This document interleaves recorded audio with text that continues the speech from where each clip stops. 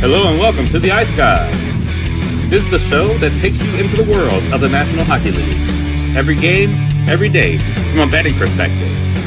With pro sports handicappers, Ian Cameron, Alex B. Smith, and various guests from the world of hockey and sports betting. And now, here's your host, Ian Cameron.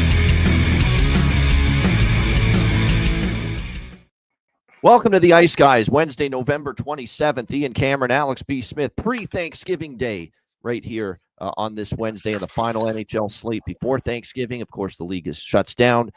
Everyone idle tomorrow for Thanksgiving, and then things get back up and running again on Friday, Black Friday, with another huge Friday NHL card to talk about. Just a quick programming reminder. Friday, make sure you're there, ready, early, noon Eastern, 11 a.m. Central.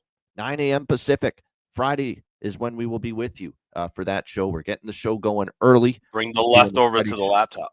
That's true, exactly. Leftover turkey. Hell, if you've got them as well, no doubt. If you got some leftovers from your dinner.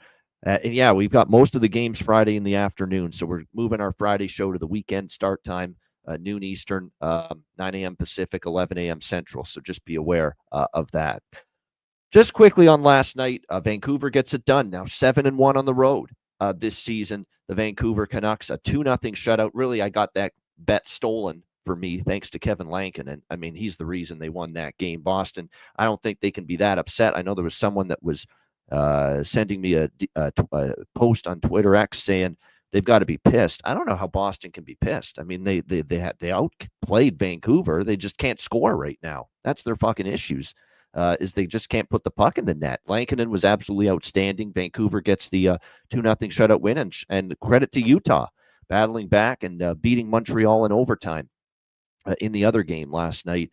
Best bet winner hits, and it was a best bet and bargain bin sweep for me with Jake DeBrusk gets the first goal, plus 330. Great to see. And Alex cashes in on his bargain bin special of the night as well, which I actually like that bet as well. Jack McBain for the Utah Hockey Club at a great price, almost at plus 500 for him to score. And that's now 3 straight games for him, tallying and getting on the board with a goal for Utah. So good results with the bargain bin last night and good results with the obviously best bets coming through as well. Alex, your thoughts on the 2 games? Yeah, I think for Boston they should be more frustrated than pissed off, right? Like I mean that's just a tough loss, but you ran into a goalie who is heating up now in Kevin Lankinen, and he seems to be, we were kind of wondering if he's going to be a fringe NHL or AHL. This guy's a legitimate NHL goalie now. Whether he can be a starter long term or whether he's a 1A, 1B guy, it remains to be seen. But he's definitely made his impact now. And he's made great strides from his rookie season in Chicago, where he looked solid. He was a Calder finalist that year. He's looking more and more like that kind of a quality goaltender. So that's big for Vancouver. Not sure what's going to happen with Demko long term with his injury issues. Not sure if Sheloff is going to pan out to be the goalie we saw from the playoffs last year.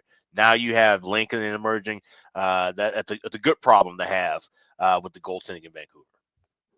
Yeah, no doubt about it. It sure is. All right, let's get into it with Wednesday, this final NHL slate of action. Final day of NHL action before the Thanksgiving holiday tomorrow. And we will begin with the St. Louis Blues taking on the New Jersey Devils. Top of the rotation, of course, just in case, just to remind everyone, on a big card like this, we usually do go in order of rotation number and start time. If the start times are out of whack, we'll still go in order of start time, but usually by rotation number as well. New Jersey minus 230, home favorites, 6 the total here in this game. I don't want to. We got to try to cut the analysis a little bit short today with how many games are on tap. So I'm just going to say, don't look at me. I know, that's all me. That's my job to do that, not you. That's never an issue for you. This is me that's trying to clean up how long this fucking show goes on a day like this. I'm kidding. Monty. We're riding the Monty train. St. Louis plus 190. And it's not. I think it's a bit of a flat spot, too, for the Devils. They've had a nice little run. They beat Nashville the other night. We're seeing them play some pretty good hockey. I was really impressed with the Blues. I thought offensively they generated way more than they had in the games in the waning moments of the Drew Bannister era. I thought they weren't really generating many chances, many opportunities. I thought their offense looked more fluid, which was good to see. Their defensive game, they didn't really sacrifice it. They had a 43-29 shots advantage over the Rangers. They carried the play. Definitely a lot to like with the Blues. Certainly New Jersey's capable. They're playing well right now. They're the better team still, but this St. Louis team sure showed me that they appear to have renewed energy with that performance against the Rangers. And I cashed with them the other night. I said, if I win with them against the Rangers, see if we can ride this team a little bit for as long as we can. So I'm back on the Blues here at a nice price, plus 190. Alex, Blues Devils. Yeah, I'm right there with you. Like I said, we both liking this momentum pickup with the Blues, but also the Devils. You look at they've been playing well, but when they start creeping up into that $2, $3 range as a favorite, that's when they find their way to losing games.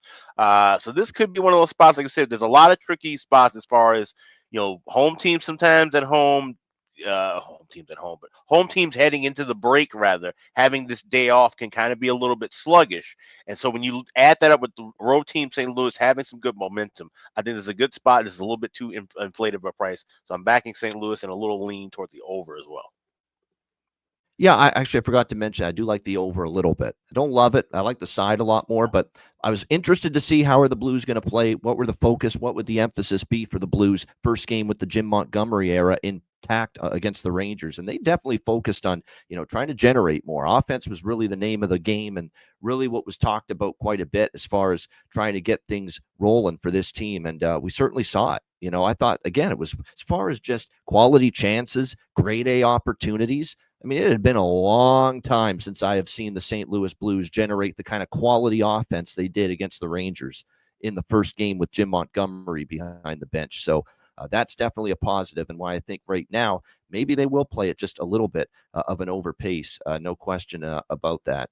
There he is. He's on the slopes, but he's checking in. Matt Robinson, who, by the way, in our little group DM earlier was spitting out some Kamala Harris word salad and some Stars rhetoric there about trying to, I think, talk himself into a little bet on spot here for Dallas and the big matchup tonight against the Blackhawks. But nevertheless, Matt, good to see you. With the it's just kidding. I'm just busting balls. That's it. Yeah. As far as St. Louis and New Jersey, like I said, we're riding the Jim Montgomery era here in St. Louis, and like I say, I think it's a good price here with the plus 190 in this one.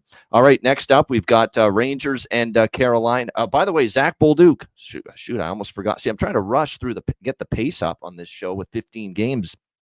I know there's going to be shit I don't mention, but Zach Bolduc's a great goal prop. This guy now has got some confidence already.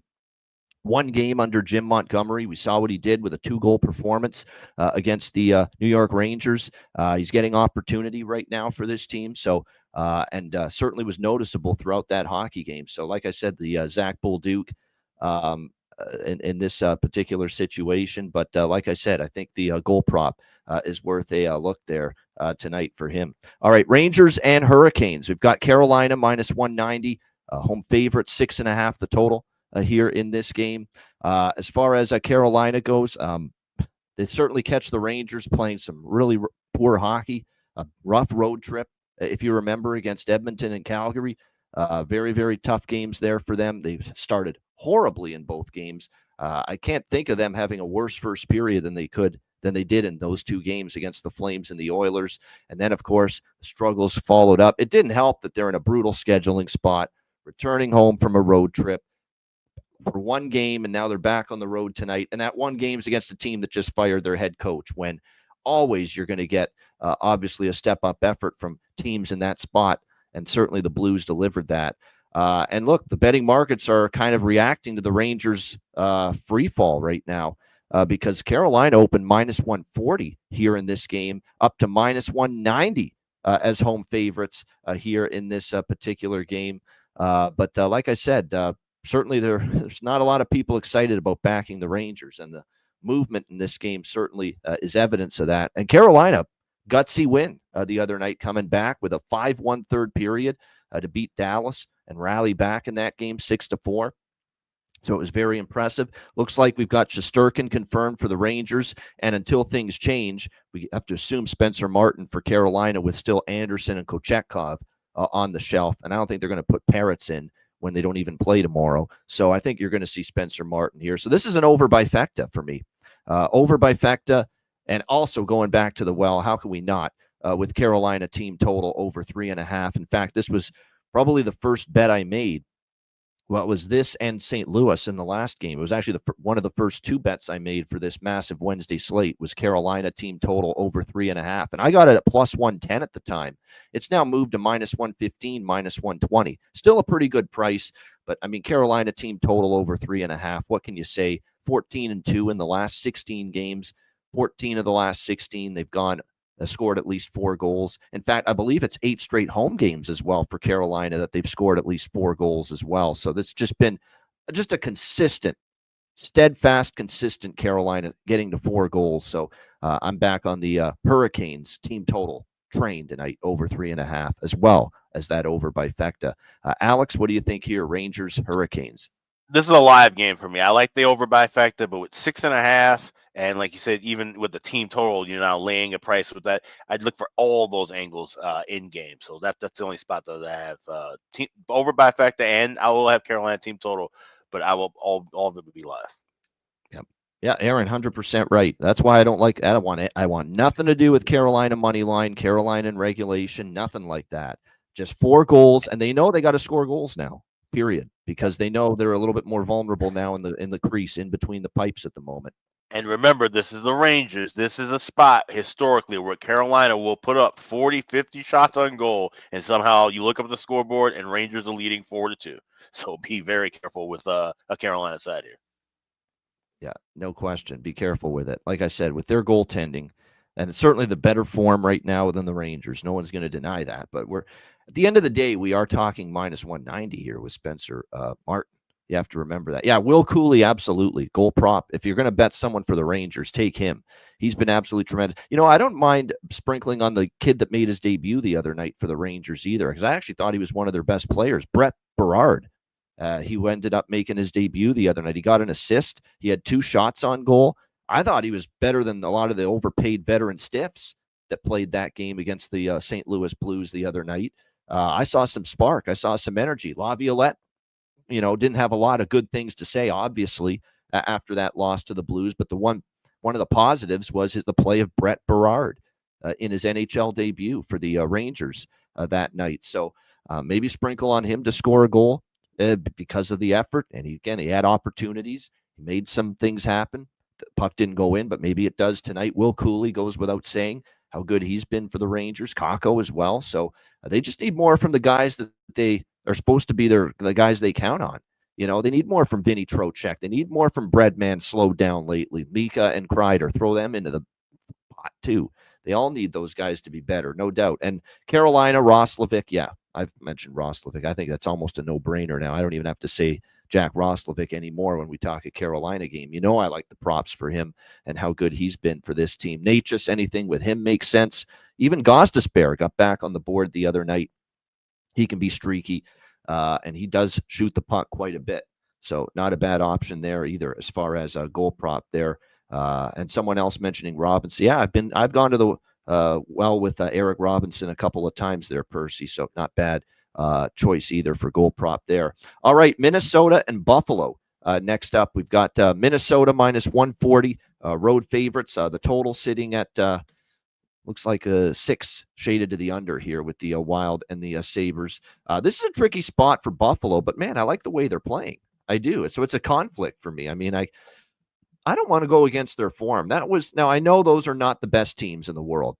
We know that. Ducks, Kings, and Sharks. But anytime you go 3-0 in the California road trip, you deserve some level of credit. You deserve some level of praise for it. And I think Buffalo's earned that. And after a pretty rough start, no pun intended for Lindy, and the Buffalo Sabres, we're starting to see this team, start to get out of it. It's been a nice stretch of games, 7-2 in their last 9. And they have beaten some good, decent teams in the mix. The Rangers 6-1 as well. So it hasn't been all. It's been a lot of weaker teams, but they did have the one win against the Rangers. Minnesota will be one of the toughest teams they've played so far. There's no question. But before we lay minus 140 with the Minnesota Wild, let's look at this spot.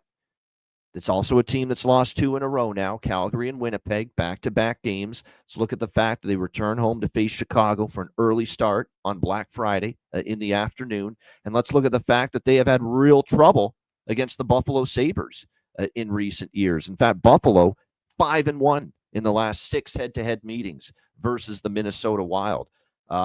So not a game I love, but at this price, it's Buffalo or pass for me. Tage Thompson being back is huge, but it's also star player back. And sometimes we know how that turns out. You don't win that game quite often when one of your best players returns. Not to mention, you're coming off the road trip, a successful one. So I like the price with Buffalo and the way they're playing. I don't know if I'm going to pull the trigger on it, though. I'm still, as of now, I have not. I lean Buffalo, pass for me for now. What do you think here, Alex? Minnesota, Buffalo. Hey, I grabbed Buffalo plus actually 110 yesterday after the show. We were talking about some of the games, and this was one that I liked, and I grabbed that spot. So now you can get a plus 115, plus 120, get a better price. Gravy boat night at in the arena in Buffalo. I saw somebody tweet that out. So should be a decent sized crowd. And this is one of those, like I said, tricky scheduling spots where you have the holiday kind of walled up against where Minnesota on the road for 3. Like I said, come home for that standalone, lose to Winnipeg, and now have to hit the road again. Then turn right back around, go home, do your Thanksgiving festivities, and then have a day game against a division rival in a packed barn at the XL on Friday afternoon. That's a lot. I think this could be a flat spot for Minnesota. I like Buffalo here. Like I said, Tage Thompson back in the lineup. I would look for him maybe anytime goal scorer as well. All right, good stuff there. Yeah, it's a very interesting game. We'll see how it plays out here with the Leafs and the Panthers. You know what? I see a couple books have moved this total to 5.5. I'm grabbing a small over 5.5. I know Buffalo tightened things up on that road trip, and that was definitely something they wanted to do. They wanted to play a good, tidy road game, a good team defense on that road trip. The Buffalo saved. Now they're back home. Now they get Tage Thompson back. Minnesota's not going to be thrilled being held to 1 goal in that last game against the Winnipeg Jets. So they might open it up a little bit, try to get their offense going. And the second game back for Kirill the Thrill Kaprizov. So he should feel a little bit more comfortable as well now and maybe able to make more of an impact. We've got Gustafsson and we've got UPL, by the way, confirmed as the goaltenders here, which is the 2 goalies you want. They're both in excellent form. So this is not going to be a big over bet for me. But at 5.5, count me in. I will grab a little piece of the over, 5.5 minus 120. All right, Toronto and Florida. We got the divisional battle here. Florida Panthers minus 150, home favorites, 5.5 the total here in this game. The Panthers have been declawed a little bit here in their last few games. 4-game losing streaks have been rare for the Cats, and certainly that is what they're in the throes of one right now, losing 4 in a row to Winnipeg, Chicago, Colorado, and Washington. 3 of those teams pretty good. The Chicago one's a little concerning, but they've had some trouble in that building in the past, and it got them again. But yeah, a 4-game losing streak, and not thrilled with their game right now.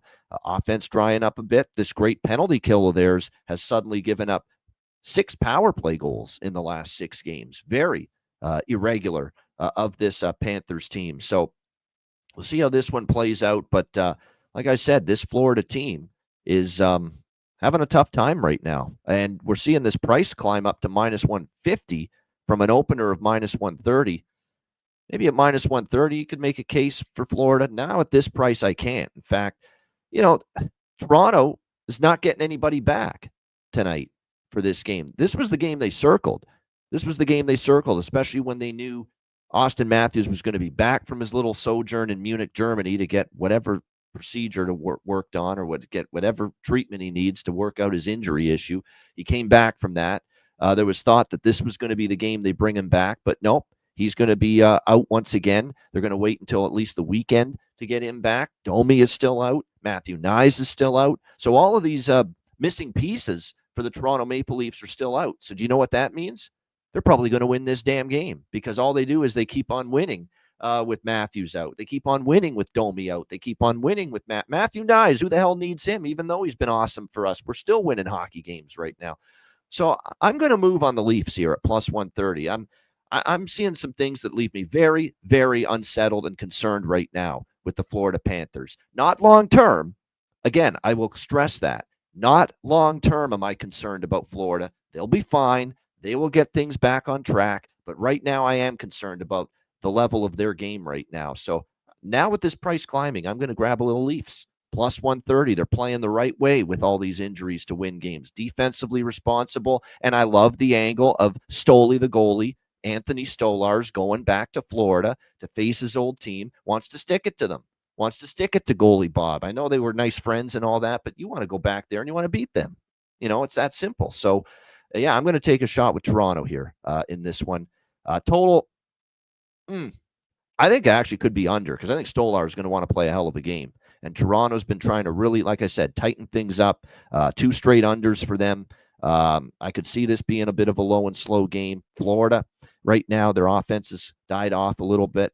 And you could see Sergei Bobrovsky, probably wanting to play well, because he didn't play great the last time we saw him. So an under, but man, 5.5. I hate betting unders, period. I hate them even more at 5.5. Alex, what do you think here? Leafs, Panthers? Yeah, I like this draw, and something I noticed earlier today, and different from last night, was some price moves, and I think we might have broken FanDuel, because FanDuel was one of our go-to books for the best price with the draw, and I looked today where this was 340, 350 last night. This price is now 300. Plus 300. There's even a plus 290 on another game we'll talk about later. So shop around. BetMGM actually has a plus 350 available. That's where I bet this. I like the draw here. 6 of the last 9 meetings, as mentioned in the chat, have gone past regulation between these two clubs. Like you said, with Stolarz facing his old team, I think he has a good night. So this is one where you're looking at correct score options. You're not getting much value with that. A 2-2 draw at FanDuel is just 10-1. But if you think it's going to be 1-1, it's plus 2,100. So I'm just going with the draw here at plus 350 at MGM. Yeah, I'm going to add the draw too. You talked me into it with that kind of a series history, and it's going to be a close game. Like, Toronto's not going in there and blowing them out. And I don't think Florida, with the way they're playing at the moment, is going to blow them out either. So from that standpoint, I definitely think the draw is live. It's going to be a competitive game. It's going to be close in the third period. You're going to have a chance, certainly, to see that come through. As far as goal props tonight, we know, it's been tough sledding here for the Florida Pan. I'm trying to see if Paul Maurice is doing some line blender shit here. It doesn't look like it, but he has moved Rodriguez to the top line with Barkov and Reinhart. So that might be the guy you maybe target, is Evan Rodriguez here for the Florida Panthers. For Toronto, Bobby McMahon's on the top line. It looks like we're going to have a Robertson, Holmberg, William Nylander. I've got to say William Nylander and specify this now, because Alex Nylander's on the team now as well. He's playing on the third line. So the Nylander brothers playing together now for the second straight game. Not on the same line, but obviously both of them in the lineup. Fraser Minton, Nikita Grabenkin, who has already proven to be one hell of a character in the early days of his NHL career. It's just amazing with this lineup. They've been able to keep winning games, but it's because they're playing the right way and staying above the puck, being in good posture defensively. Everyone's backtracking, back-checking to help out the defense, help out the goalie. And that's what gives you a chance to win hockey games when you've got just a shit ton of injuries like the Leafs have right now. So that's all Berube, man. And now we're starting to say Berube. We got to give him a lot of credit for this run. Yeah. We do. Yeah. Yeah. This is why you brought in Craig Berube. Because look at all the other coaches beforehand. None of those coaches could have brought in and brought out the best of this lineup, missing that many key pieces. Just couldn't. This is also I don't want to say big game. It's November 27th. It's a long season. This is a pretty big game in the division, though, because now Florida, with their little swoon, they've fallen 3 points back of Toronto for first place in the Atlantic Division. I mean, Toronto's leading the Atlantic Division by 3 over Florida, and because of this nice run they put together, 4 over Tampa, and everyone else is kind of in their dust right now in the division. So the Leafs are the division leaders, and Florida has fallen 3 back, and so this ends up being a big game. If Toronto picks up more points, wins this game, they increase their lead in the division over Florida. But if Florida wins, all of a sudden we're talking about a 2-point or a 1-point gap once again between these two teams in this Atlantic Division. Great game that is, though. All right, next up, we've got Calgary and Detroit. We've got Detroit pretty much even money here across the board, 5.5 being the total here in this game. Calgary had their win streak snapped at the start of the road trip with the loss to the Ottawa Senators the other night. I thought Ottawa played well, deserved the win. I don't think it was one of Calgary's better games. I don't think they checked defensively as well. I think they kind of hung out Dustin Wolf to dry a couple of those Ottawa goals the other night. We'll see if they can bounce back. Detroit's actually owned Calgary, 4 straight victories for the Red Wings. They've won 2 of the last 3. The 2 wins were against the Islanders at home, and then again the other night in Long Island. They also had a home loss to the Boston Bruins, 2-1 in between.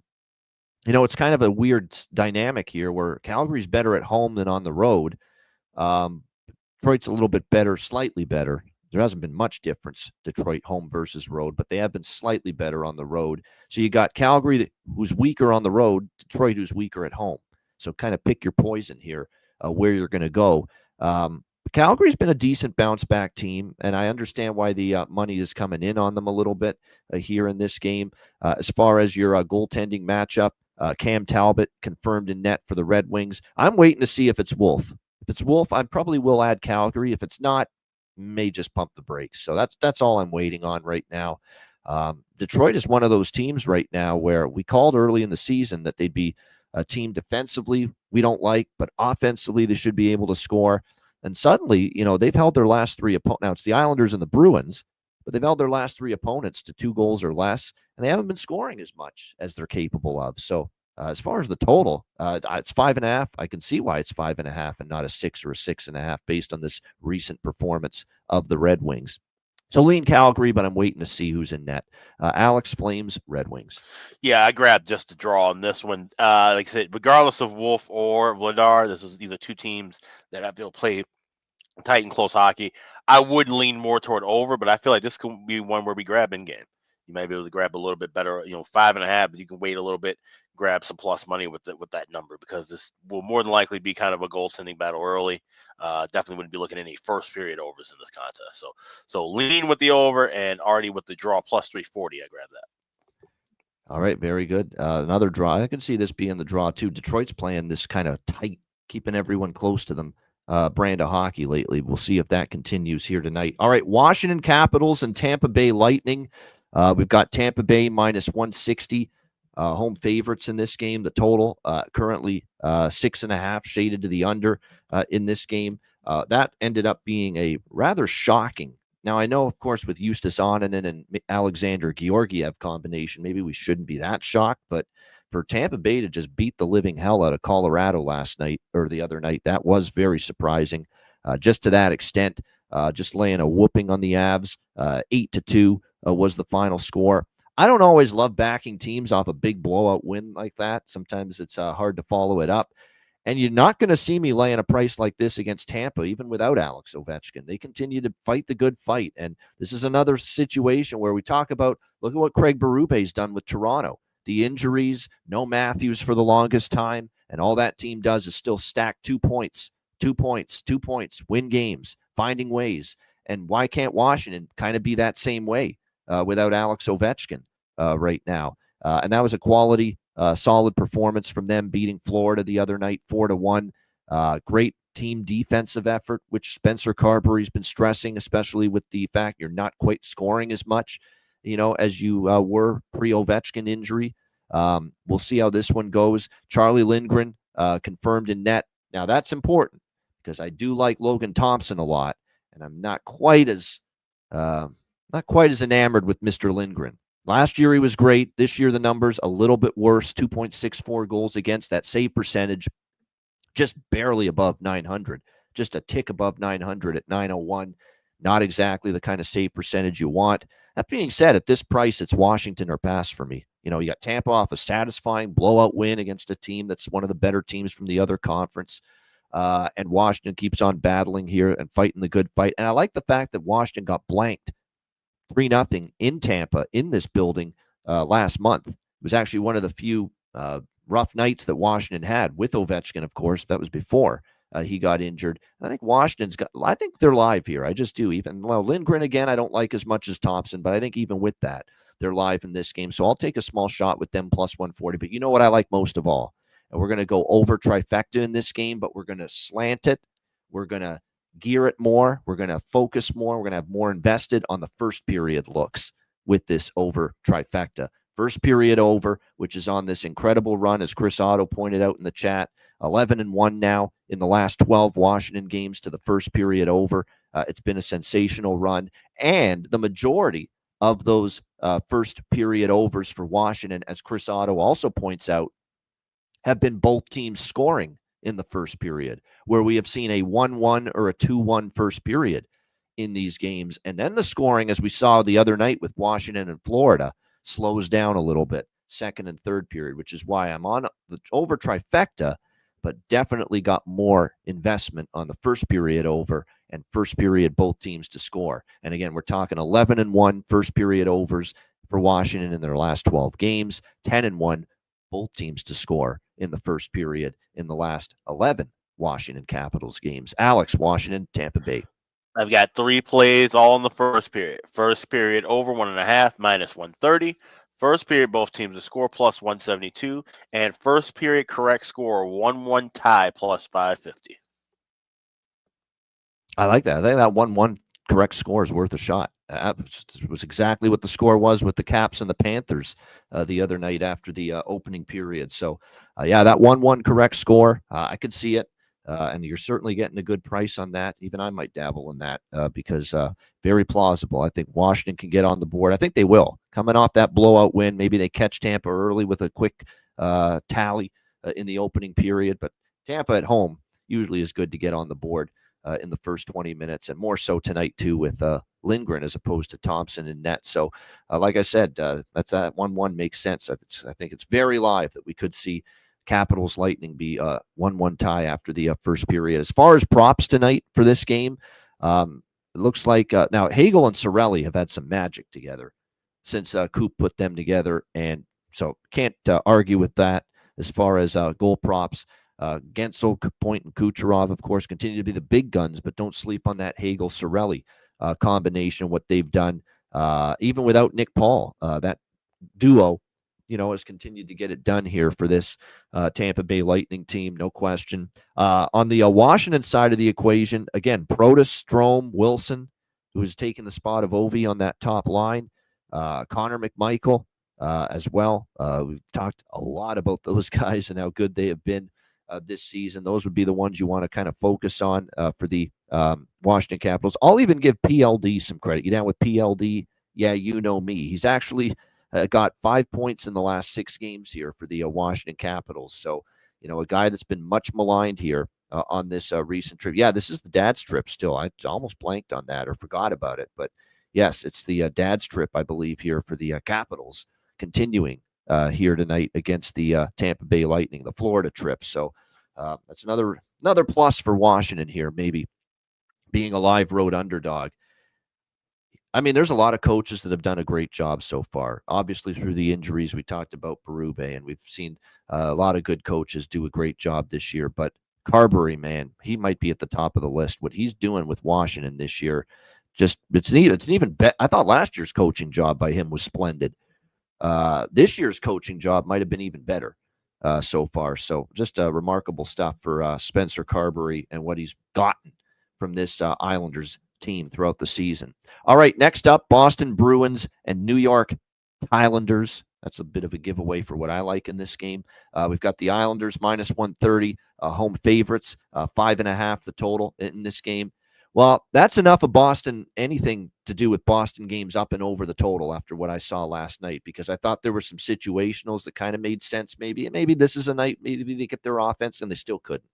So they have to show you they can score more than 1 or 2 goals in a game, or 0 for that matter, last night to get involved. That being said, it is the system play. It is the system, but this one I'm having a big time struggle with. I am, because the system says, and I got to bet it because it's the system, but I'll be honest, I'm petrified of it. But it is the system. It's Boston off the shutout loss last night. So with some trepidation, and I'm just going to make that a full disclaimer right here, we are on the first period and full game over, but my goodness, this does terrify me because the Islanders are not exactly lighting things up. The Bruins aren't either. And, the Bruins were talking offense after the Utah and Detroit games. What can we do to try to get our power play going? What on earth can we do, to get our 5-on-5 offensive game going? And they still, couldn't find a way to get that offense going. But it's the system. and the system is still 28-17, first period over this season. Teams off a shutout loss, and it's 25-14-3 for the teams, full game over for the teams off a shutout loss. So it's a system play, but do I love it like I normally do, the system play in this game? No, but we got to bet it. Alex, and draw. Give me the draw, of course. I don't know if either of these teams are capable of gaining separation right now from the other with the offensive woes. Alex, Bruins, Islanders. So yeah, I grabbed draw yesterday. I got that, and please shop around for that because, like I said, this was 340 yesterday. It dropped to 290 at FanDuel. That's the first time I've ever seen a sub 300 price at FanDuel. BetMGM still had 340. I didn't see what DraftKings, but I'll post up a list of updates after we get off the air. But shop around for this line because it's dropped. Everybody's thinking the same thing here, clearly. So I do like the draw, but I'm only on the first period over of the system play. And like I said, I'm reluctant to even add that because of how these teams have been trending. But then when you look at their series history, 4-1-1 to the over. Now that's very interesting because we're talking about a lot of Islander teams in the past that certainly were playing low and slow hockey, did not try to get anything generated defensively. And we're talking about better offensive Bruins teams that went up and over. So, this may be one of those, like I said, because of the spot. If this was a couple of days ago, I'd be under, even with 5.5. But because this is heading into the break, this could be one of those sneaky games before you know it, it's tied at 3. So just give me the draw in the first period over. All right, there we go. Liking the draw and only the first period over for Alex when it comes to the Bruins and the But you're right, this is oddly enough been a series where we've kind of had more goals than expected in recent seasons between two teams where you wouldn't necessarily expect a boatload of higher scoring hockey. But, we have seen that at times with both the Islanders and the Bruins. And, as Crisado says, Boston 3-0 on the system in the first period and the full game over. And I remember that. I know Boston's been very good in this spot when they were been shut out the previous game as far as the system. They're perfect. 3-0 first period over, 3-0 full game over when a Boston game has been in a system play candidate. So definitely, like I said, that's what's going to give me faith we can get there tonight, with first period over and full game over. That's why I'm still taking it here with the Bruins and the Islanders and the draw, as Alex mentioned. All right, Vancouver and Pittsburgh. We've got Vancouver minus 115 road favorites. The total sitting at looks like 6 shaded to the over. It's bad for Pittsburgh when the spot sucks for Vancouver. They only won because of their goalie last night. Back-to-back on the road.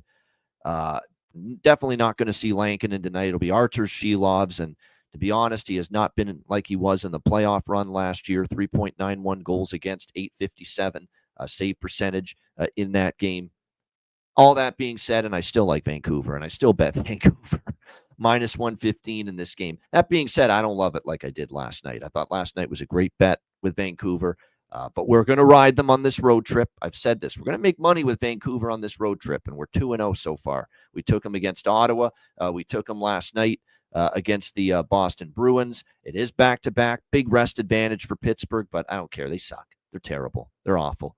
And I still think Vancouver. And look, Vancouver's saying all the right things. I don't like to hear, satisfaction and maybe you're content with 2 wins. But Rick Tocchet and a lot of the players, hey, we didn't play a very good game. We got away with one last night. Kevin Lankinen won that game for us. So I think Vancouver knows, let's play better tonight. We got to play better. We got away with one last night. And if they do, they can win this game, and they probably still will win this game because just how horrendous the Pittsburgh Penguins continue to be. Vancouver minus 115. Don't love it as much as I loved the Canucks last night, but I'm back on it. We're riding them on this road trip, even on the back-to-back. Vancouver minus 115. And give me the over. Yes, the over in this game, 6. I think Vancouver, onus on them to play better, be more offensive-minded, attack a little bit more in this game. And plus, Jari continues to be a liability for the Pittsburgh Penguins. He's in net. He hasn't been any good all year. But Shilovs does concern me. I don't like what I'm seeing from him in net. He's moving, is fidgety in the net. He's just been off his angle a few times. He just doesn't seem to be playing with that aura of confidence that he did in the run last year and into the playoffs for Vancouver. And the one thing Pittsburgh can do is still score some goals. That is still the strength. If they have a strength, the Penguins, it's probably their offense. It certainly isn't their ability to defend. So I will grab over 6 now in this game at -110. Even though Vancouver's preaching defense on this road trip and they've practiced what they've preached so far, is a back-to-back spot. Could see things getting a little sloppy with the puck here. So I will be on the over, will be on Vancouver here as well. Alex, what do you think? Canucks, Penguins? Small play on Canucks regulation money line, plus 135. He said this is just a bad Pittsburgh team. This seems like it could be kind of a weird kind of a game. I would look for overs alive, first period and full game. I've seen, like I said, the Sixers are moving to 6.5, so people kind of think them the same way. But I think we can at least wait for that to come back down to a 6. Maybe even this could be slow enough. Maybe hopefully get a 5.5, or look for some plus money with the over 1.5. So live looks with the total, and then Vancouver to win in regulation, plus 135. All right, so Alex going with the Vancouver in regulation route to get a little better price with that. Yeah, Kiefer Sherwood, we talked about him. He almost scored last night, had some chances. It was Jake DeBrusk night last night, obviously, and it was nice to see that come through. But yeah, Kiefer Sherwood remains my favorite prop right now with the Vancouver Canucks. For Pittsburgh, look, you might as well go with Crosby, Rust, and or Raquel. Those are the guys. I mean, they're not getting a lot from anyone but that top line right now. But Crosby, Rust, and Raquel together.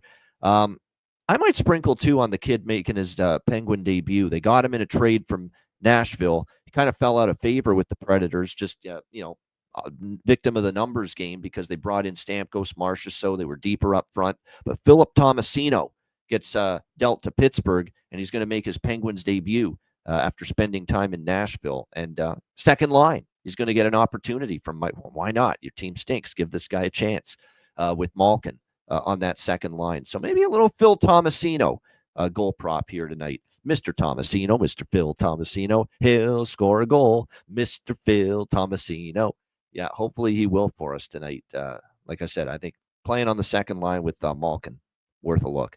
All right, Montreal and Columbus. We've got Columbus -185, home favorites, 6.5 the total here in this game. Columbus, man, suddenly a team that's perking up a little bit. Dean Evison getting this team to win a few games. Still giving up some goals, still struggling defensively. But, man, do I like what the prospects of this team at the other end of the ice, the offensive end. Boy, oh, boy, they have scored 6, 5, 7, and 5 in 4 of their last 5 games. 4-1 in their last 5 games, the Jackets. They beat Pittsburgh 6-2.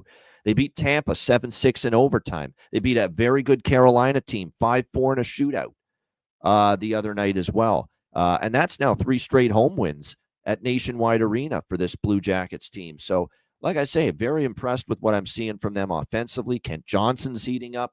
Werenski's chipping in points from the blue line. The Russians, whether it's Marchenko, Voronkov, or Shinikov, have been good. Fantilli's been a menace. Sean Monahan's been absolutely outstanding. There is absolutely a lot to like of what I'm seeing here from the Jackets right now offensively.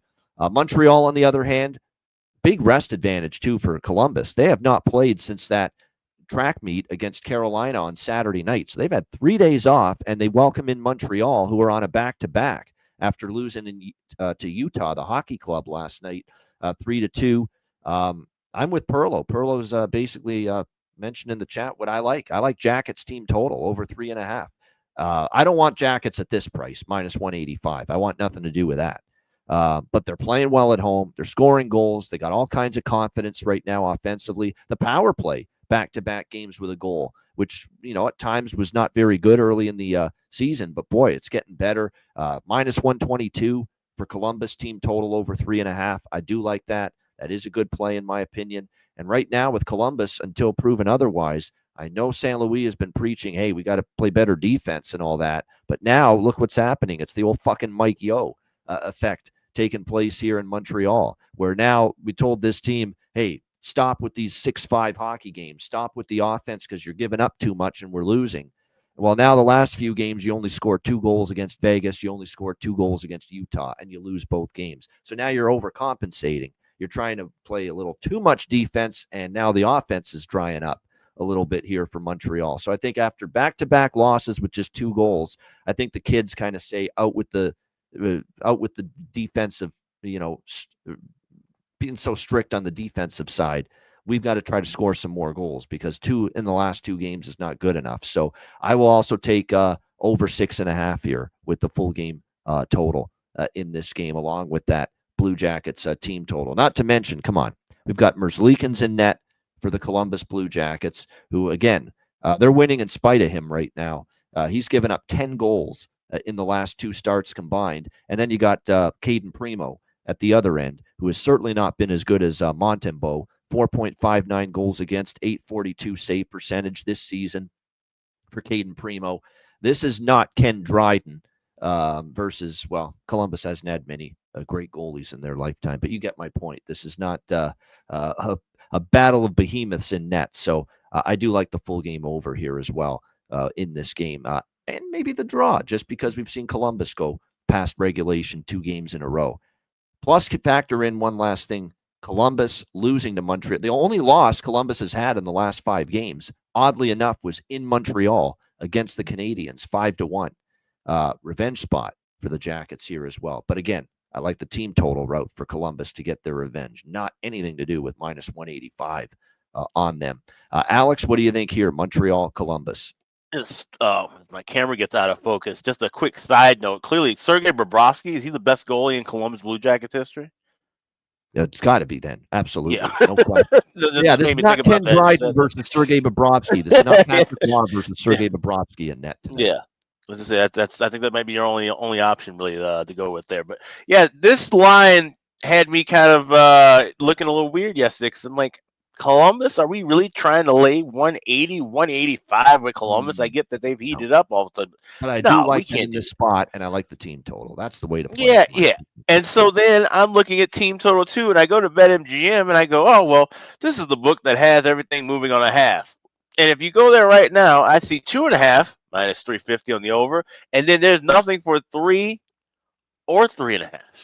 It goes straight to 4.5.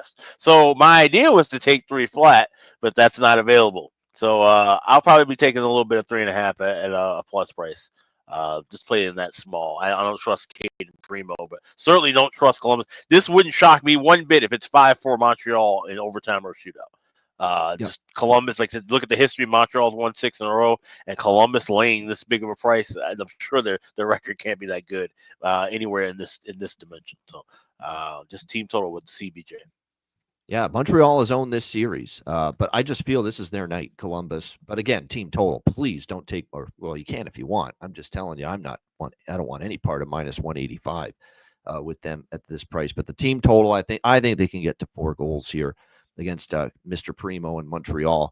And by the way, they've been scoring 4 goals regularly, Columbus, in these last few games. So definitely liking the way they are playing at the moment offensively for sure. I mean, they're clicking, they're humming. They're a fun team to watch offensively right now, Columbus, certainly, and it has shown that way the last several games. And that's why from a prop standpoint here tonight, I think if you're going to go in any direction for Montreal, Alex Newhook is up on the top line. I think there's value. We saw what he did last night. Christian Dvorak is up on the second line. So if you believe in betting the value of the guys moving up the lineup, we've got Dvorak on the second line for Montreal. We have Alex Newhook now on the top line for Montreal, maybe able to make an impact. And then for Columbus, I mean, Voronkov, Marchenko, and Monahan is such a great line right now. Kent Johnson, I think, is heating up as well, worth a look. And don't sleep on the guy that can chuck the knuckles, but he's been ripping some pucks in the twine lately, too. Matthew Olivier, believe it or not, has been a surprising offensive contributor for the Jackets throughout the season as well. All right, Philadelphia and Nashville. We got Nashville minus 170, minus 180, home favorites, 6 the total here in this game. I'm not laying this with Nashville. Can't do it. Minus 180 is not the price I'm comfortable with on this team, which just, as I've mentioned, impossible for them at this point to string wins together. It's absolutely absurd how this team is still completely unable to put 2 wins in a row together. They had another opportunity to do that following a good home win against the Winnipeg Jets 4-1, and they fall flat, lose 5-2 to New Jersey, and they deserve to lose that game. New Jersey whipped them 45-21 as far as shots on goal are concerned, that was not even a competitive hockey game for the most part with just the way they played. So very troubling. Philadelphia, now they had won 3 in a row. They've now lost 3 of 4 since that 3-game win streak. But 3-2 loss to Colorado, 4-1 loss at home to Carolina, 5-4 loss in a shootout to the Vegas Golden Knights. So the losses were to 3 very good teams, Colorado, Carolina, and Vegas. And they played Colorado even. Shots were pretty even. They did get outplayed pretty heavily by Carolina, but that was 2-1 at one point. Actually, it was 1-1 going into the third period of that game. And then the 5-4 loss to Vegas in a shootout, they were up 3-0, and they outshot the Golden Knights 36-30. I thought they played a hell of a game, the Flyers. Very unfortunate that they did not emerge victorious in that hockey game. Unfortunately, here's the problem. We've got Don't Put It Off, Fade Kolosov, confirmed in net for the Philadelphia Flyers tonight. And I don't like that guy one bit in net with what I've seen out of him. 1-4, 3.33 goals against average, .877 save percentage. Not what I like to see. Nashville is expected to go with Saros, but not confirmed, but not enough that I like with him in net. I mean, I'm tempted by Philly, but I feel like I'm going to probably push in more on the team total with Philly tonight, over 2.5, -110. Because I don't know what we're going to get from Kolosov, and I don't like his numbers. I don't like much of what I've seen from him when he's gotten these starts for the Philadelphia Flyers. Kolosov's not it. So I'm tempted. I love this price with Philly. I love the way they're playing as a team. The only thing I don't love about them is their goaltending right now. Without Ersson, they're lost. Without Ersson, there's real problems. Who's going to give us a good effort, good performance in the pipes right now without him? Because Kolosov ain't it, and Fedotov, as we know, has been very erratic as well with him getting the start. So I feel, even though I like the Flyers, the better option, the better route is the team total with the over 2.5 here tonight for the Flyers. I will bet that, and I'm kind of leaning now at 5.5 has popped up. You know, this is a team that's going to trend over with the goaltending the way it is a little bit. We're starting to see that with the Flyers. 5-4 with Vegas in their last game. They've actually gone, as far as overs are concerned, 5-3 in their last 8 games. We'll keep that in mind. Earlier, the series history with these teams has kind of gone the other way, but you got to think Nashville coming off a 5-2 loss. We got to get going offensively. They may be able to do it with Kolosov in net. And again, there are some books that have moved this total down from 6 down to 5.5. So there are 5.5s -124 at FanDuel right now. So at that number, count me in. Flyers Preds over 5.5, -124 with that team total over. The money line's such a great price for a team that's playing as hard as Torts' team is, and for as totally unreliable as Nashville is right now. But that Kolosov versus Predators matchup concerns me. I probably will, I'll be honest, I probably will pocket the money line a little bit at +150, but I just feel better about that team total because I could see this being like 4-3 Nashville at the end of the night. Alex, what do you think here? Flyers, Predators. Yeah, now I see that 5.5. I bet that. I bet the first period over 1.5 -110 and over 5.5 -124. This definitely feels like it could be one of those holiday crazy random. You turn on the TV and it's 2-2, and then you flip around and then turn back and it's tied at 4. So I expect a lot of goals here. I expect a lot of randomness. Don't want anything to do with a side. Don't want a total. Just staying with the overs, first period and full game. And I mentioned how, and the Flyers, we expect them at some point to revert once Ersson's back, especially. I do think as the season goes on, they'll get back to being more unders than overs. Philadelphia, perhaps. I still think so. But without Ersson, to me, they're the other way. And I'll tell you what, another thing, too. It's not just the goaltending situation that has coincided with the 5-3 run to the over in the last 8 games. You know what's also coincided with it? Matvei Mishkov's return. And all of a sudden you see the way they've performed offensively, getting him back into the fold. And it's basically the timing is right, similar. They get Mishkov back, they lose Ersson, and now suddenly they're in some higher scoring affairs, Philadelphia. So, yeah, 5.5. I'm not turning that down with this guy in net, Kolosov. Just he doesn't look ready for prime time to me. All right, next up, we've got Dallas and Chicago. Dallas Stars -240, road favorites, 6 the total in this game. Is this the first time, Alex, in your recollection, that finally the Blackhawks are playing the Stars without some horrific scheduling spot entering the game? This is actually finally, for a change, they play Dallas First when time it's in a not on while. a back-to-back. It's not 3 and 4.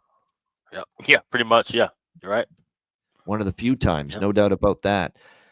This is the game I have very least amount of opinion on, really. I think it's tricky. I mean, there's part of me that says we know Dallas is the better team, and they're not going to like losing 5-1 or getting outscored, I should say, 5-1 in the third period by Carolina, losing that game 6-4 the other night.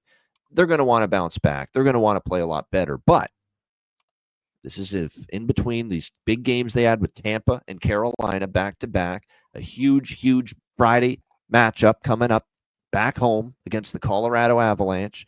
It's big time. That's a playoff rematch right there from the second round.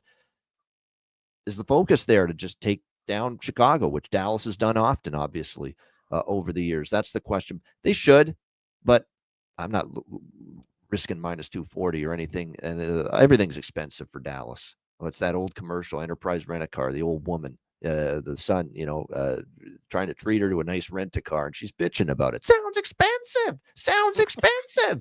That's what this sounds like. Sounds expensive to me to take the Dallas Stars tonight here in this game. Alex, I'll turn it to you because like I said, I'm talking in riddles, and I don't love this game to begin with. What do you think, Dallas, Chicago? I do remember those Enterprise commercials. But yeah, I like the Hawks here in this spot. And we talked about this a little bit yesterday. We were just kind of brainstorming after the show, and I was saying, this is kind of a flat spot for Dallas, especially when you look at what's on deck. Two very important. I mean, these are all important games in the division, but it's obviously an impetus to beat the teams ahead of you, like Winnipeg and a team that you are a rival with in Colorado. Those are the two teams they have coming up on the weekend at home. Now you're on the road. The Hawks team that's been getting up against these top tier teams at home. They beat Florida at home. We saw them beat Minnesota at home as high plus prices. Like I said, tricky spot here. So at plus 200, plus 205, I saw at Caesars. Give me the Hawks. There you go. Chicago, plus 200. There you have it. Look, great points. That's another thing, too. I went against Chicago with Florida. I thought it was a great spot for Florida, because I think they were off a loss that night, Florida as well, against Chicago. And there they were and didn't win. Chicago rose up, got the job done in that. And they beat Minnesota at home. Yep. And let's keep in mind, there's been some really close scores and close, look at these head-to-heads. 3-1 Dallas, 4-2 Dallas, 3-2 Chicago, 3-1 Chicago. And we're talking about much better Dallas teams, much worse Hawks teams, and as you mentioned, those crazy scheduling spots. So now that you don't have that on, to hand to Chicago, they're at home, and you've got Dallas, like I said, this inflated by price. Yeah, the only thing that sticks out Hawks or nothing. For sure. Yeah, they got buried by Winnipeg 6-3 the game before playing Chicago.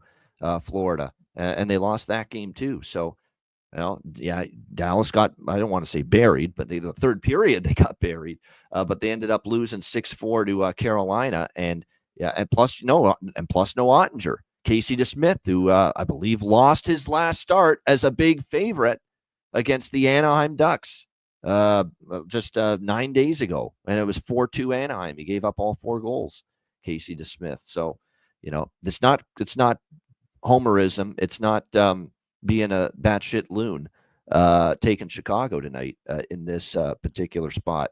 And Mrazek is in net for them, and he's actually been pretty steady lately for the Blackhawks. Those ailing body, that cotton candy and plastic that's holding his body together is holding up so far for Mrazek, and he's playing pretty solid right now for them. So that's an interesting game. Like I said, that's not one I have a strong feel for it, but like I said, Dallas a little too expensive for my blood there in that one. All right, next up, we've got, and by the way, one last thing, Luke Richardson here and the coaching staff again.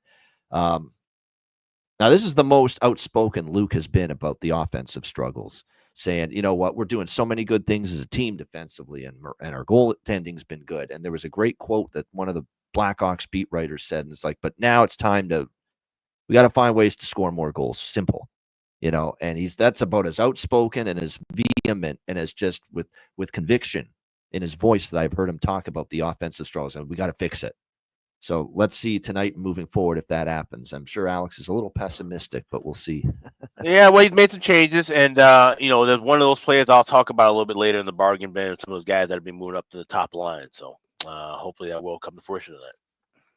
Yeah, it is. I mean, there's all kinds of scrambling in the lineup combos here tonight for the Chicago Blackhawks too, and we'll definitely touch on that. But right now, it looks like Hall, Bedard, Kurashev, Bertuzzi, Donato, Teravainen likely to be your top 6 tonight for the Chicago Blackhawks. So they're going to try some new things and see what ends up happening for them right now. And yes, Rope hints out for the Dallas Stars. So the center ice spot takes a little bit of a hit with Rope out, but Duchesne, Bork, Steele, and Blackwell likely going to be your. Hey, there's a sneaky little player prop too, Blackwell, just because he's now with Dallas against his old team, Chicago. You know, that sometimes can work. There's no question. I think even Beauvillier scored when he went back to Chicago. You know what? Hey, don't sneeze at that revenge angle because Blackwell did want to stay in Chicago. Yes. So that might be something. Yeah. That might be. Yeah, that's what I was looking at there. I think Mr. Colin Blackwell, and he's in the lineup tonight because of Hintz's injury. And I think it's also Peter DeBoer with that hunch of, hey, spurned by Chicago, put him in the lineup tonight against the Hawks, want to make something happen. So I think that's definitely a part of the thinking as well. All right, this should be fun, this next game to talk about. Winnipeg Jets, Los Angeles Kings. Even money, -110 both sides, 5.5 the total. This for the LA Kings, this is a bet on spot for LA for system play number 2, which is 5-1 this season, betting on teams after losing to the San Jose Sharks. And we've actually seen LA in this same system already once this season earlier, because they were one of the teams that already lost to San Jose. And what did they do? They bounced back the next game, and I remember it was against Vegas, and they beat the hell out of Vegas in that game, the Los Angeles Kings. So, again, there is real logic behind why this angle makes sense and why it could be profitable. When a team loses to the San Jose Sharks, it is like a blow to their ego. It is like a blow to their self-respect. It's like, why? How can we lose that game? It's the San Jose Sharks. It's the fucking Sharks. How are we losing to this team right now? And I think Sharks are better this year, but they're still, the large contingent thinks of them as one of the worst teams in the NHL. And so it's a blow to a team's ego and reputation to lose to them. So what happens the next game after you lose to San Jose? You show up right from the opening puck drop, and you're ready to go, and you're ready to put your best foot forward. And that is what we have seen repeatedly with these teams in these spots after losing to the San Jose Sharks. 5-1 they are in the next game after losing to San Jose. We already saw LA, one of the teams that bounced back after losing to San Jose earlier this year. And then, courtesy of Jonathan Davis, who we saw in the Betcast with us the other night, passed this along. There's this emerging, this one's a little harder to figure out why this is happening, but teams after beating Minnesota, which the Winnipeg Jets did in their last game, 4-1 win in Minnesota, teams after defeating the Minnesota Wild this year are bet against in their next game. And that trend has been very strong. Betting against teams after defeating the Minnesota Wild is 6-1 this season. And that says bet against Winnipeg tonight. So you've got this one interesting little emerging trend with Winnipeg here saying bet against them, bet against teams after beating Minnesota, which is 6-1. And the system play we've known for a while now on the LA side saying bet on teams after losing to San Jose. So we've got basically two kind of systems converging into one game here. And it points to the side we are going to go with here, which is bet on LA after losing to San Jose and bet against Winnipeg after beating Minnesota. So crazy stuff. We're on -110 here with the LA Kings. And why is this line -110? Aren't the Jets supposed to be way better than the LA Kings right now? Like, what's going on here that it's even money in this spot with how the Kings continue to be inconsistent, erratic, lousy, offensively inept at times? Winnipeg's just been rolling along. Great win against a Minnesota team that's had a good season. And here we are, just even money right now with 18-4 Winnipeg versus 11-11, 500 LA.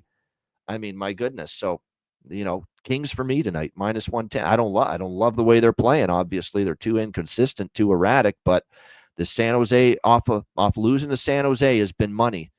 And we've already seen LA lose to San Jose once already and just throttle a good team after that. Vegas, and here they do get another good team tonight, Winnipeg. So I'm with it. Systems. Tell me, bet LA, and I have LA Kings -110. Alex, Jets, Kings. Yeah, this is like I said, LA. I grabbed even money yesterday when we talked about this, about how the super systems collides for this. But when you add into the fact too, and you're wondering why, like I said, why is this number the way it is? Look at Winnipeg. They're on this road trip. Yes, it's been successful, but here they are now, fourth game on the road trip, heading into a different time zone, mind you. It's not 3 and 4 angle with the time zone, but those spots all together combined with, like I said, LA coming off of a loss to San Jose, which not only is it just losing to a bad team, losing to your bad team that you're a rival against. I think that should really fire them up even more. So this and is losing 7-2. It's not like you lost 3-2 in overtime to San Jose. You got your ass handed to you by the Sharks. The Sharks. Yeah. So I think this is a stand and deliver spot for LA. So I like it all the way up to -120. I grabbed even money. 110's fine. System is if this wins tonight with LA, because we know Winnipeg's clearly superior right now. This system is just keep ripping with it. If it cashes on a night like tonight in a game like this, no question about that. Hellebuck is in net. I know someone was talking about Comrie. No, it's Connor Hellebuck for the Winnipeg Jets. Riddick expected in net for the LA Kings, and that was not a good night for him against San Jose, but the whole team stunk, so you can't just put it on him. Maybe for one night he has a big bounce back. He'll definitely want to, because he was in net for all 7 goals. Hiller never pulled the goalie. Jim Hiller never pulled the goalie the other night. He left Riddick in there, although most of the damage was in the third period, because it was 2-2 going into the third period, and then Macklin Celebrini had that incredible bomb of a shot, top corner, 3-2, and then the floodgates opened, and it kind of just took all the momentum and wind out of the LA Kings sails that night. So, system plays both ways. The fade Winnipeg system and a bet on LA system in play tonight here. So, Kings -110 for both of us. All right, Vegas and Colorado. This is the second part of the TNT doubleheader tonight. Should be a great one. In this one, we've got Colorado -165 home favorites. The total sitting at 6.5, shaded to the over in this game.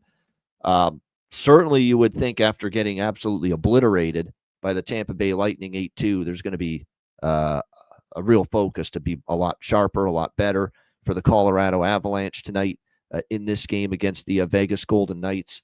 I think it's going to be very interesting to see how this team responds. You would think there's going to be a big-time response, because we were just better starting to play, getting healthier. Certainly up front, that's this better run for the Colorado Avalanche has started, with the way they have been getting healthier up front, which has certainly helped them. And that's certainly spurred on their recent run, until, of course, they ran into the Tampa Bay Lightning the other night, where they got absolutely ripped apart and destroyed by a score of 8-2. So you got to think Colorado's going to come out strong. I'm going to jump in on the Avs first period puck line here tonight. I think it's also a very tricky spot for Vegas, who are coming back from the East Coast part of their current road trip, where they were in Toronto, Ottawa, Montreal, and Philadelphia, and they experienced very solid victories in all 3 of those games as well. The last 3 games of that road trip, after getting shut out by Toronto, they beat Ottawa, they beat Montreal. They rally from a 3-0 deficit to beat Philadelphia, 5-4 in a shootout the other night. Now you go all the way to Colorado for this game.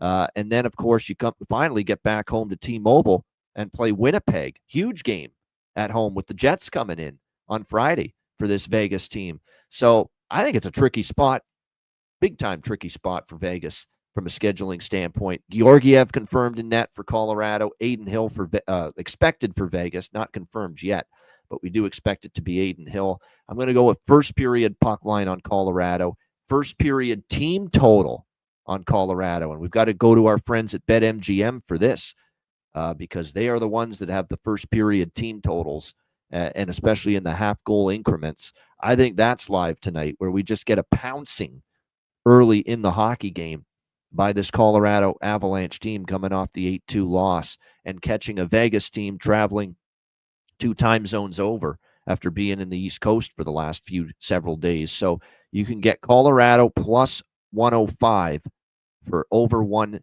first period team total. There you go. Colorado team total over 1 plus 105.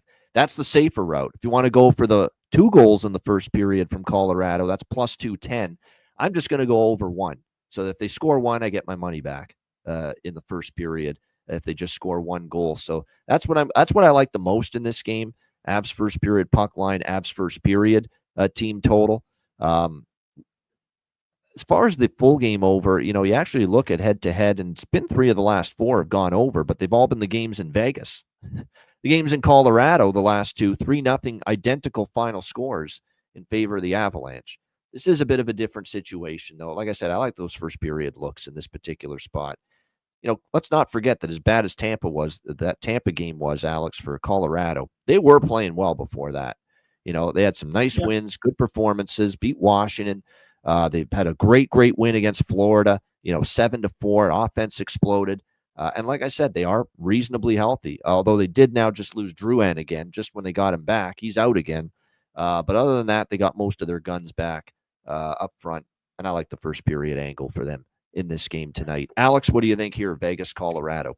We like a lot of high-scoring events on the board. I think this one is the opposite. I like the draw, and I like under 6.5. Even money at BetMGM that draws at plus 360 at MGM. I think this could be a game where Colorado, coming off of that ass kicking, they want to try and be more responsible with the puck, possess the puck, play more. And I think they're going to be a bit more responsible defensively. Said Vegas coming back east and then having to play in the altitude in Colorado. I think they want to have their energy early, but late in the game, their legs could be a bit heavy. So I'm leaning with the draw, but I think under as well. I can see 3-0 Colorado. That seems like it could be a score. Otherwise, it could easily be a 1-1 or 2-2 game going past 60. So, like I said, it depends on how the Avs dictate the pace of play. But I feel like this game under 6.5 and even money, it's worth taking a shot here. Yeah, I agree with that goal prop from Perlo, too. He's up on the second line with Middlestat and Big Val, Nichushkin. So there's definitely value with Ivan, goal for tonight for the Colorado. That'll never get old fucking saying that. Never. But yes, Ivan to score a goal tonight for the Colorado Avalanche. And this is what they hoped for with him. They said they saw something here with this 22-year-old center prospect of theirs. And we're seeing him game by game getting better and better and more confident with the puck. And that's definitely a good sign for the Avalanche moving forward. Slightly joking, but do you automatically bet Ivan to score 2 goals since he did it last time? Is that the trend? He doesn't score 1 goal, he scores 2 goals. I might just do that, in fact, because you're right. It seems like that's been the pattern. When he gets 1, he gets a second in the same game. And maybe we'll see that again here tonight for him.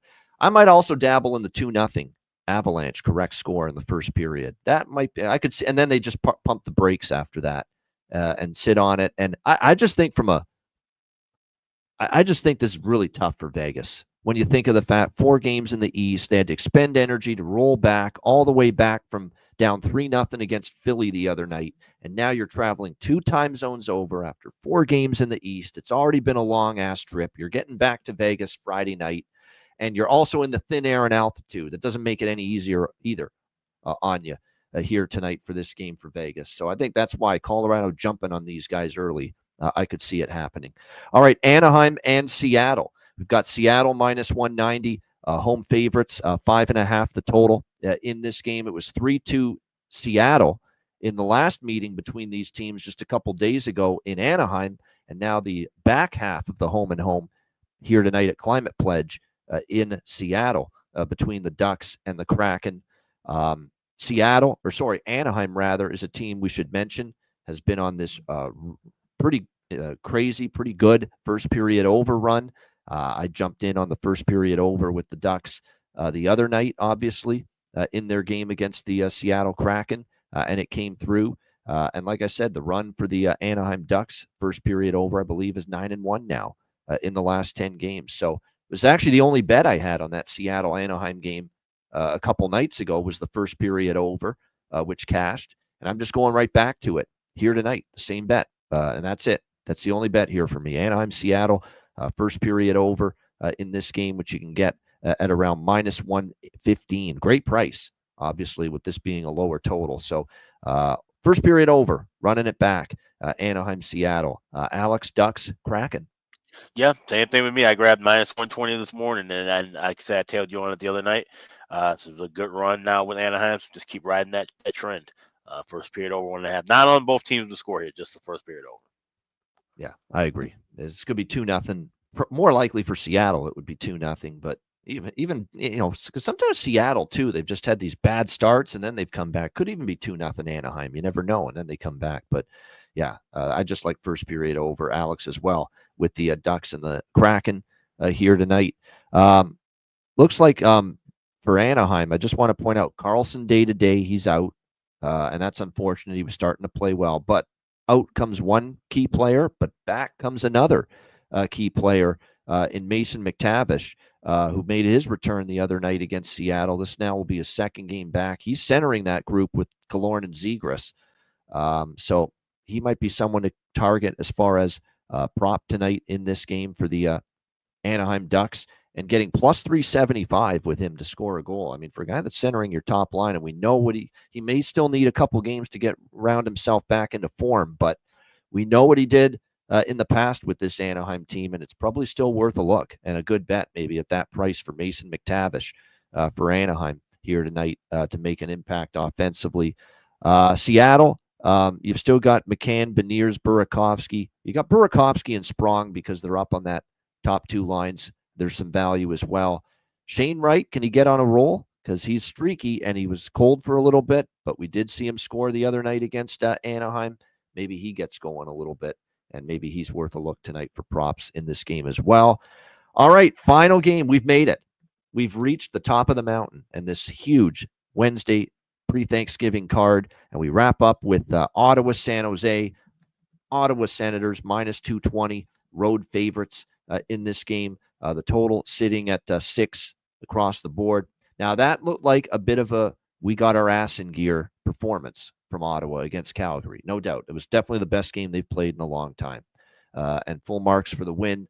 And we'll see if they can build on that. And usually starting a road trip's a really good bet on spot for teams, especially when they snap a long losing streak in the final game of the homestand. Now they go on the road, bond together around the Thanksgiving holiday. It's all good positives and things that scream bet on spot here for Ottawa, but not at this price. No way in hell for me at -220. Am I taking Ottawa in this kind of a price range? There's a lot of things that add up in a positive for them, but you are still asking this Ottawa team to, and look, to be honest, you're asking Linus Ullmark, who's confirmed to start in net, to turn things around as well if you're going to lay this kind of price with the Ottawa Senators. His last win came 15 days ago, and since then 0-4, 4.27 goals against average, .835 save percentage. Those are Ullmark's numbers in his last 4 starts. It's not at all something that I'm comfortable with laying a price like this. Mackenzie Blackwood confirmed in net for the San Jose Sharks. So, price-wise, I lean San Jose. I don't love the situation for them. I actually like the situation for Ottawa, but there's no way in hell I see value with them at -220. Where does that leave me? It leaves me with the over here. First period and full game, over by Fecta. Sharks are another team that even the LA game stayed under, but prior to that, Sharks have been on a pretty good roll with first period overs lately. I think that can continue tonight. I think Ottawa gets a little offensive confidence, if you will, from seeing 4 goals going. Because remember, their offense started to dry up too during the losing streak, and they got the 4 goals in past Calgary, and a very good goalie in Dustin Wolf, who had been playing well. So I definitely like over by Fecta more than a side here in this game. At the price, I lean San Jose, but the spot and the situation to me kind of looks good to Ottawa for this game. Alex, what do you think here? Senators, Sharks. I took a flyer with the Sharks. I grabbed +185 this morning. I just feel like I said, Ottawa's a team I'm not backing at this high of a price. I think that, like I said, Calgary made some mistakes that led to Ottawa getting that win. And I think San Jose could ride a little bit of that momentum from the big win over LA. So, yeah, just a very small late night look, basically beer money on the Sharks. Yeah. And look, the Sharks continue to play hard night in and night out. There's no question. What Warsofsky, effort-wise, Ryan Warsofsky's getting from this team every night is pretty impressive. There's no doubt. And you can see what they're capable of offensively when Celebrini is going. And don't forget, they have Tyler Toffoli, good veteran player. Certainly Eklund, they like him. Will Eklund. There's some talent up there. It's all about that defense and their goaltending showing up on a nightly basis, giving them a chance. But I'm with you. At this price, it's San Jose or nothing for me, no doubt. But I definitely like the over by Fecta more than the Sharks side. Good stuff. There you go. That is the huge Wednesday slate for this pre-Thanksgiving edition of the Ice Guys. We appreciate everyone in the chat joining us. The chat is just, I see it, the comments are just flowing. You can see it. There's like a new comment that I'm seeing come up from the YouTube chat every 3 seconds. So it is popping in the chat today for this final show before Thanksgiving. Hit the like button. Make sure you do that. And also, if you haven't done it already, make sure you sign up at patreon.com/iceguys, just $10 per month.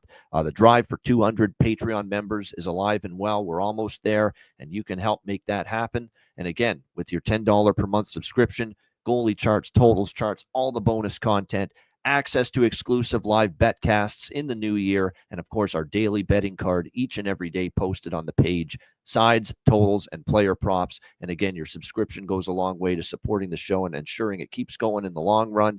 Patreon.com/iceguys. Sign up today, just $10 per month. Yes, and also shop at the Ice Guys store, iceguys.myspreadshop.com. Friday, you'll be able to save 30% off at the store. Just click on the redeem button at the top of the page. You can add stuff to your cart now, let it sit there, and then on Friday morning, you click on that redeem button, 30% taken off at checkout.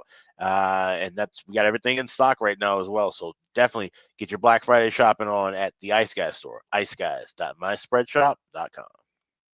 Yeah, absolutely. Check out the Ice Guys store and get your gear and your merch there. And Perlo offers up some wisdom, living up to his name here. Sharks team total. If you don't, you can go that route if you like San Jose as well.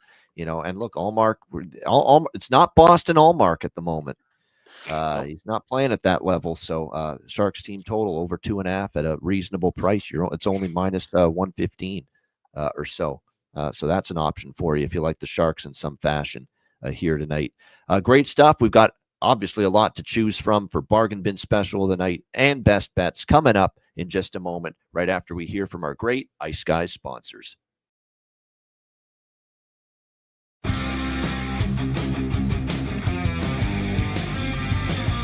Support for the Ice Guys podcast is provided by Boston Hemp Incorporated, Manscaped, Power Play Sportsman, Raise Your Game, Tailgaters Sofa, and a big thank you to all that subscribe to the Ice Guys Patreon page.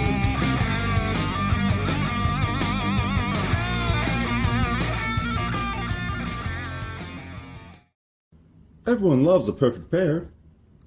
Bacon and eggs, thunder and lightning, Mario and Luigi, a hot dog with fries. Ian and Alex B. That's right. Everyone loves a perfect pair. So why not pair up your game nights with Boston Hemp? From exotic flower to concentrates and edible products, you'd be hard-pressed to find a better pairing than Boston Hemp and hockey. Check them out today at bostonhempinc.com.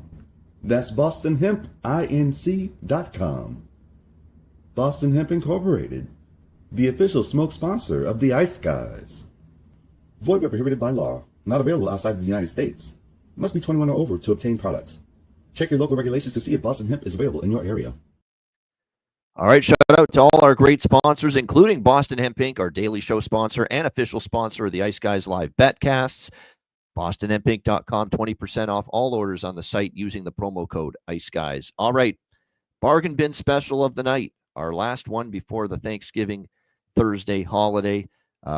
Jake DeBrusk last night, thanks to him for coming through. Jack McBain, thanks to him for coming through. A 2-0 sweep for Alex and I with Bargain Bin Special last night. We'll see what we can deliver for an encore. Alex, where are you headed for Bargain Bin Special? I got two of them because this is a big old Thursday card, or well, Wednesday card, and we don't have anything on Thursday. So let's start with the first game, Tampa Bay, Washington. We like goals early in that contest, two to be specific. I think a goal will come from Tom Wilson. Doesn't have to be in the first period, just need it anytime. Plus 320, he's moving up to the first line. Get that at FanDuel. So Tom Wilson, anytime goal plus 320 for Washington against Tampa Bay. The second bargain bin I like would be on the west side of Chicago. Got the Hawks taking on the Dallas Stars. Like I said, it's a decent scheduling spot for Chicago. Not so much, a little trickier for Dallas. And another veteran moving up to that top line, Taylor Hall. Get him plus 390 anytime goal against Dallas. That'll be my second bargain bin play. So Tom Wilson, anytime goal plus 320. Taylor Hall, anytime goal plus 390. My two bargain bin specials heading into the Turkey Day break. There you go. Two bargain bin specials here on this pre-Thanksgiving edition of the show for Alex B. Smith with bargain bin special of the night. My bargain bin special of the night, I know I mentioned him after getting the win, getting the first win for Jim Montgomery the other night, and I mentioned him already earlier in the show, and I'm going to mention him now because he's my bargain bin special pick. You can find me in St. Louis, where the guy hopefully scores all day, and I'm talking about Zachary Bolduc for the St. Louis Blues, plus 550. Talked about him getting more opportunity under Monty in that first game. 2 goals against the New York Rangers, and I think there's definitely a guy that is going to be part of why the Blues are going to be a better offensive team, a more potent offensive team. Certainly looked like he was playing with a lot more confidence with the puck against the Rangers.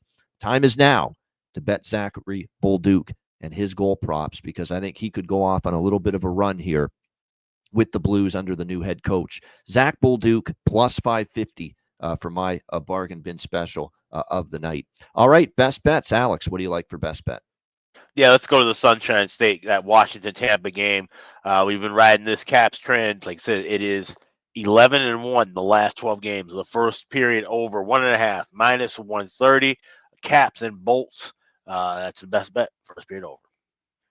All right, excellent. Washington, Tampa Bay, first period over, 1.5. Best bet for Alex B. Smith here in this one. My best bet, hey, we went bold with this team the other night. They got it done for me, and I'm going to go bold with them one more time here tonight. Why not? For the second game in a row, and their second game for their new head coach, the St. Louis Blues. One more time, can we cash in another big dog best bet on the St. Louis Blues as we did on Monday night against the Rangers? We're damn sure going to try. St. Louis plus 195 against New Jersey for my best bet for this Wednesday edition of the Ice Guys. Shout out to everyone in the chat. Hit the like button. We appreciate it very much. And again, a couple things. Be safe if you're doing traveling over the next 24 hours. Be safe. Enjoy. Happy Thanksgiving to you, your family, and your friends. You guys are our family, and that's not hyperbole. That's fact. Yes. You guys are the lifeblood of this show, and you're the reason we are able to do this show 7 days a week, because you care enough to join us every fucking day, and we can't thank you enough for that. So we give you guys thanks for your support each and every day on this Ice Guys show. We appreciate all of you very much. Be safe with your travels. Get home, get to where you're going safely, and then get home safely. And more importantly, from a betting perspective too, there's so much going on. There's hockey today, huge slate. Friday, there's going to be a huge hockey slate. There's day and night college basketball. There's NBA. There's a huge football card of NFL and college coming up this weekend. Don't, keep your bets reasonable. Just don't go nuts. Just don't put yourself in a bad spot. Maintain your bankroll management, maintain your discipline, manage that bankroll properly. It's tempting to want to, just go hand over fist at this time of year, but yes, maintain your composure and your bankroll management. It's so important to stress that to everyone at this time of year. Alex, some final parting words before we sign off. No, yeah, you nailed it. Everybody be safe out here. This is the busiest drinking night of the year, so please, get a safe ride home, designated driver, all of that for sure. And have everybody safe travels this Thanksgiving, and enjoy the time with your friends and family. Enjoy the food, like you said, bet responsibly. There's a lot going on, so pick your spots wisely, and enjoy the break for sure. And we will be off tomorrow and back with you Friday. For Alex B. Smith, oh, by the way, the Ice Guys is live Tuesday to Friday, 2 p.m. Eastern, Saturday, Sunday, Monday, noon Eastern. If you can't watch the show live, download the Ice Guys podcast in audio form on all major podcast platforms, Google Podcasts, Apple Podcasts, Spotify, Stitcher, iHeartRadio, Amazon Music, and more. Download the Ice Guys podcast when you can't watch the show live. For Alex B. Smith, I'm Ian Cameron. Have a happy Thanksgiving, everyone in the U.S., have a great Thursday and holiday upcoming, and we will be back with you Friday, noon Eastern, 11 a.m. Central, 9 a.m. Pacific for a huge Black Friday NHL betting preview. Happy Thanksgiving, everybody. We'll see you Friday, noon Eastern, for another edition of the Ice Guys.